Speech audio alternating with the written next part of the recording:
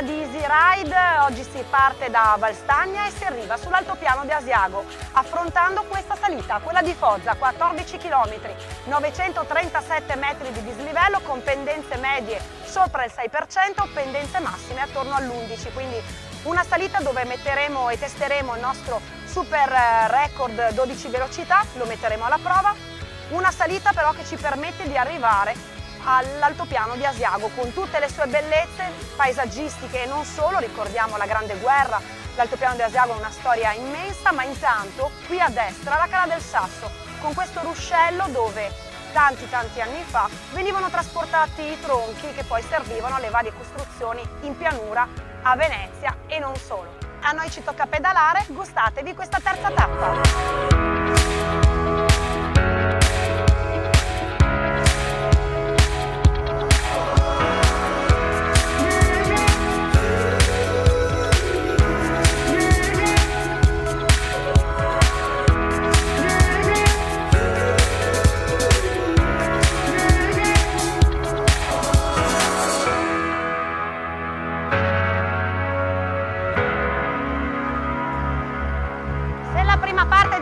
Salita è abbastanza pedalabile, già dal secondo tornante comincia a tirare, siamo attorno al 6%, ma ricordiamo che ci saranno delle punte, specialmente nella parte centrale, molto dure sopra il 10.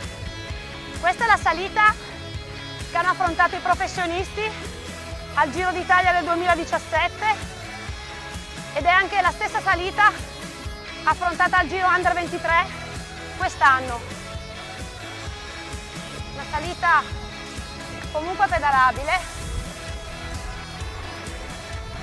Andremo a testare meglio il nostro super record campagnolo, 12 velocità, cercando di usare un po' tutti i pignoni della cassetta dietro. L'utilità del 12 è anche di avere comunque un rapporto in più, che fa sempre comodo, specialmente in salita.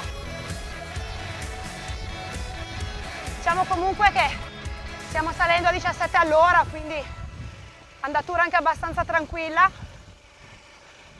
Anche questa è una strada non molto frequentata, sono le strade del Giro d'Italia. Attenzione però alle strade sempre a destra. Una strada in ombra, anche d'estate molto bella da fare.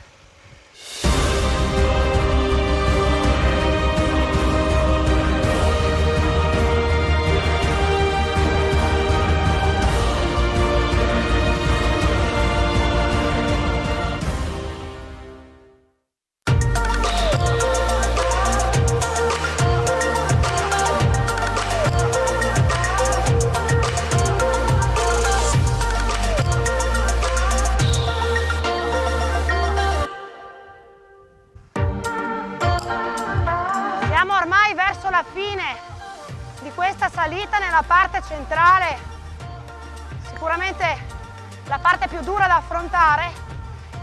Attenzione sempre, mi raccomando, la strada è comunque aperta al traffico, restare sempre sulla destra, diciamo non è una strada molto trafficata, ma bisogna prestare attenzione. La nostra Stevens 22, la bici che abbiamo in testing, è una bici pensata per le salite, quindi la seduta è molto comoda, abbiamo anche delle geometrie comunque che la rendono reattiva.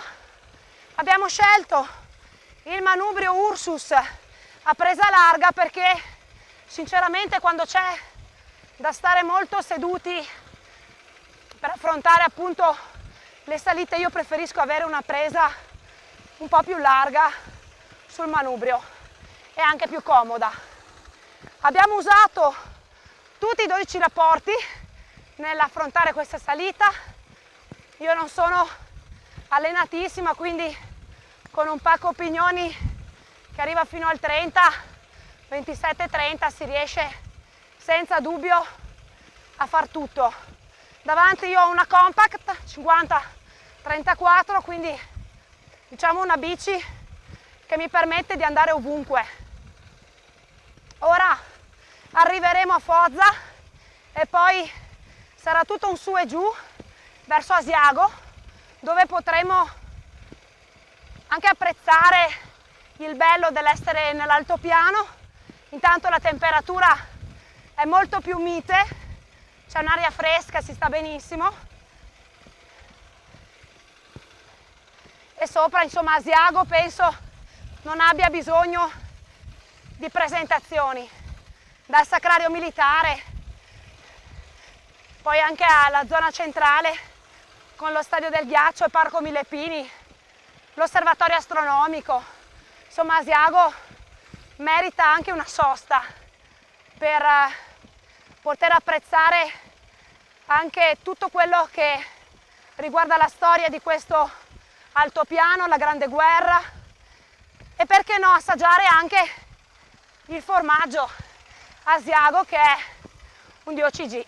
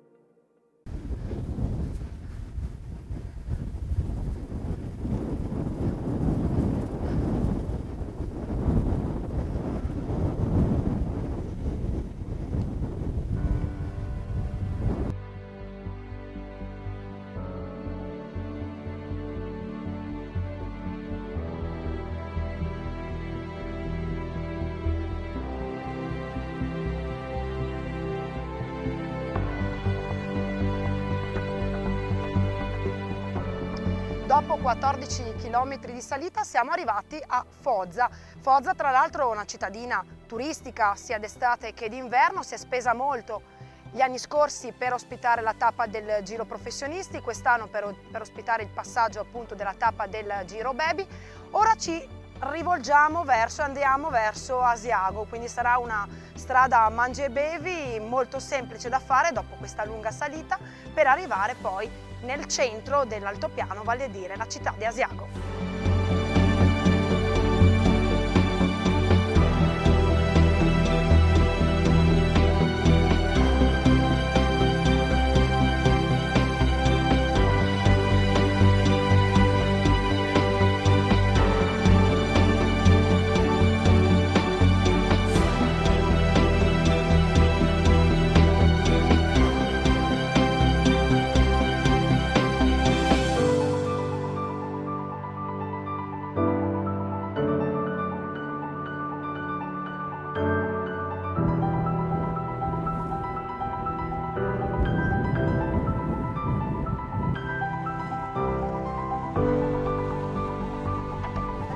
Molto bella, molto veloce, non è pericolosa, anzi è una strada tutta su e giù, quindi si pedala anche bene.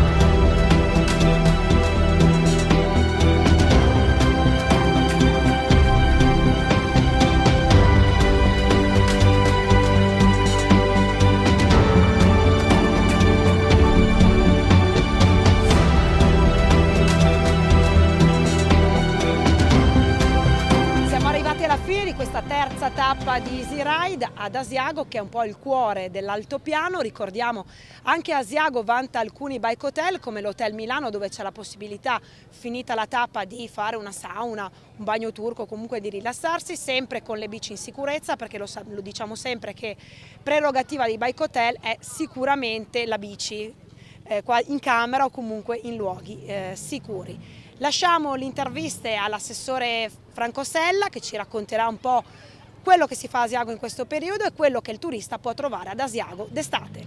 Assessore Franco Sella, intanto grazie per averci ricevuto qui ad Asiago. Asiago può essere un itinerario interessante per il cicloturista, anche perché intanto la storia, mi viene in mente soltanto l'ossario, l'Eitel e non soltanto le passeggiate, le escursioni, insomma tanta storia e soprattutto veramente tanto buon divertimento. Ma sicuramente un paesaggio molto singolare, unico, tutto sopra i 1000 metri, un paesaggio che porta a un territorio che è sinonimo di tranquillità, di verde, e quindi il turista, lo sportivo può trovare in questo luogo un luogo sia di allenamento che di riposo, di passeggiate, quindi un luogo di svago molto importante.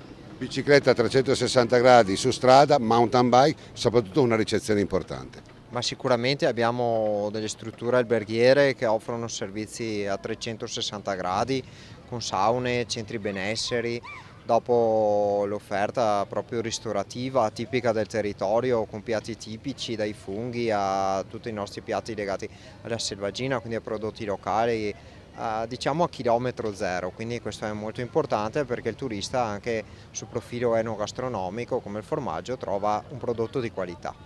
Asiago ha saputo rilanciarsi dopo anni, diciamo così, un po' bui o tiepidi, grazie anche alla bicicletta che è stata un'alternativa all'inverno, e anche in inverno qua si possono comunque trovare delle escursioni e non soltanto, poi dopo continua con l'estate come questa che stiamo raccontando.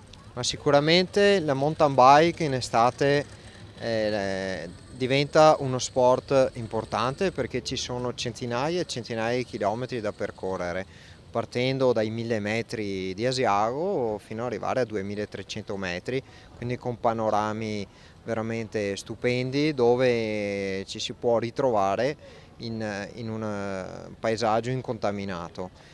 Poi ci sono tutte le passeggiate, le escursioni con dei posti che possono essere praticati sia da persone esperte sia anche dalle famiglie, quindi con i bambini, tutto con rifugi, malghe dove uno può anche decidere di mangiare qualcosa prodotto appunto dalle malghe. Grazie Assessore. Grazie a voi.